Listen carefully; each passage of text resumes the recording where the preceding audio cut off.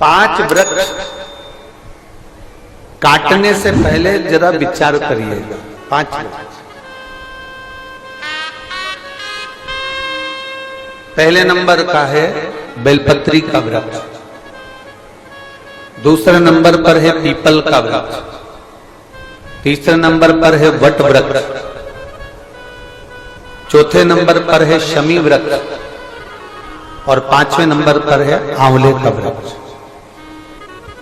ये 5 वृक्ष ऐसे हैं जिनको काटने का, जिनको निकालने का तरीका भी हम पूर्व में जो कथाएं 2018 की 2019 की जो कथाएं आप लोगों ने कुबेरेश्वर धाम से सुनी होगी कोरोना महामारी में, उसमें हमने इसका तरीका भी बताया है कि आपको बेलपत्री का वृक्ष कैसे निकाल देना चाहिए।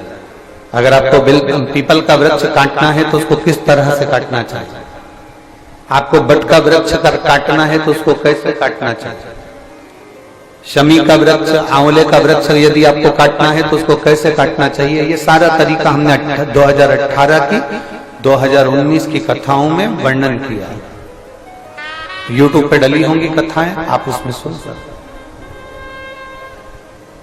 5 वृक्ष को काटने से पहले, 5 वृक्ष को निकालने से पहले विचार करना चाहिए।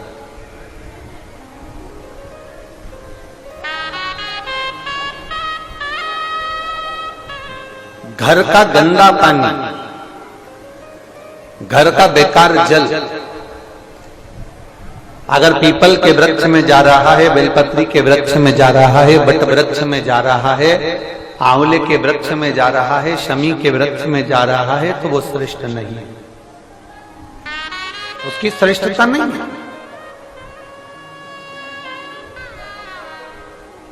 यहां तक शिव महापुराण की कथा कहती है, अगर कोई विद्वत ब्राह्मण ने आपको बताया है कि आपके घर में पितृदोष है, कोई विद्वान ब्राह्मण ने बता दिया कि आपके घर में काल सर्प दोष है, कोई विद्वान ब्राह्मण ने बता दिया कि आपके यहाँ पर ये वास्तु दोष है और इस दोष को मिटाना जरूरी है, कोई ने आपको बताया, उस समय पर हमें घबराना नहीं।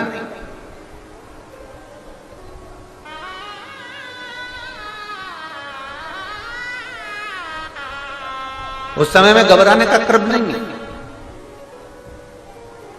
कहते हैं पीपल का जो जल झड़ता है पीपल के वृक्ष से, आप लोगों ने कभी देखा है कि नहीं देखा, वो हमको नहीं मालूम।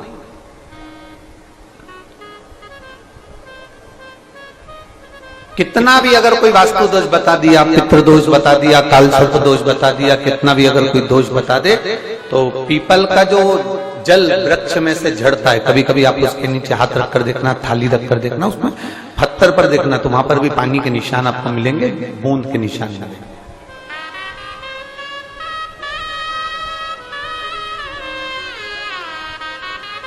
मात्र उस पीपल के वृक्ष के जल की एक बिंदी, एकमात्र बिंदी, शंकर भगवान का जो शिवलिंग है जलाधारी है, चरण है, गणेश कार्तिकेय का स्थान है, अशोक सुंदरी का स्थान है, और प्रत्येक जलाधारी में से पानी बीच में से आकर नीचे की ओर गिरता है, नीचे की ओर गिरता है। आप लोगों के स्मरण में हमने पहले भी बताया कि राइट में किसका स्थान है, गणेश जी का, लेफ्ट में कार्तिकेय, बीच में अशोक सुंदरी। ये क्या है, पार्वती जी का हस्त कमल शिवलिंग, और ऊपर से जो जल एक एक बूंद शंकर जी के शिवलिंग पर गिर रहा है, वो शंकर जी की 5 लड़कियां जया, विषहरा, शामली बारी, दौतली और देव, शंकर जी की 5 लड़कियों एक एक बूंद पानी शिव जी पर गिरा। जहां जल नीचे गिरता है उस स्थान से जहां तक जल बहकर जा रहा है उस स्थान तक 33 कोटि देवताओं का स्थान, 33 कोटि देवताओं का स्थान। अब जहां पानी आया, जहां नीचे गिरा, उसके बीच में जो स्थान होता है, आप लोगों ने देखा है कि नहीं देखा? जिनने देखा है जरा हाथ उठाओ। ये पानी जैसे यहां तक आया और यहां के बाद नीचे गिरेगा, तब वो नाली के माध्यम से बाहर जाएगा। तो जितनी दूर यहां से वो नीचे की ओर जो गिर रहा है, यहां से वो नीचे की ओर जो पानी जा रहा है, ये जो स्थान होता है, ये हमारे 3 दोषों को निवारण तुरंत कर देता है। एक हमारा पितृदोष, एक हमारा कालसर्प दोष और एक हमारा वास्तु दोष का निवारण ये तुरंत करता है। और ये तो हमने केवल आपको शिव महापुराण के माध्यम से बताया कि ये 3 दोष का निवारण कर देता है, पर यदि कभी आप ध्यान से लिंग पुराण को पढ़ेंगे, आप यदि लिंग पुराण को पढ़ेंगे और गीता प्रेस गोरखपुर की लिंग पुराण को लाकर यदि आप पढ़ते हैं, या गीता प्रेस गोरखपुर की शिव अंक को भी आप अगर पढ़ेंगे, उसका नंबर हमारे स्मरण में नहीं आ रहा है, शिव अंकों को भी अगर आप पढ़ेंगे तो उसमें भी आपको वर्णन मिलेगा कि हम तो केवल 3 दोष का बता रहे हैं, पर हमारे शास्त्र तो यहाँ पर और भी दोषों का वर्णन कर रहे हैं। जैसे किसी ने बता दिया आपको शनि का दोष है, किसी ने बता दिया मंगल का दोष है, किसी ने बता दिया आपको केतु का दोष है, किसी ने बता दिया आपको राहु का दोष है, किसी ने आपको कह दिया कि बृहस्पति का दोष है, किसी ने कह दिया आपको ये वाला दोष है। दुनिया के जितने दोष पीपल के वृक्ष के झड़ता हुआ जल की एक बूंद का स्पर्श, भले वो सूख गई हो, उसका एक स्पर्श मात्र जहां पानी नीचे की ओर गिर रहा है, उतनी परिधि, उतनी जगह के बीच में जहां से पानी गिरता है, बस उस स्थान पर अगर वो उंगली अपना नाम और गोत्र का स्मरण कर कर भी लगा दी जाए और एक लोटा जल चढ़ा दिया जाए, तो ये जितने दुनिया के दोष हैं वो अपने आप समाप्त हो ही जाते हैं। शंकर की बोल बम का नारा है।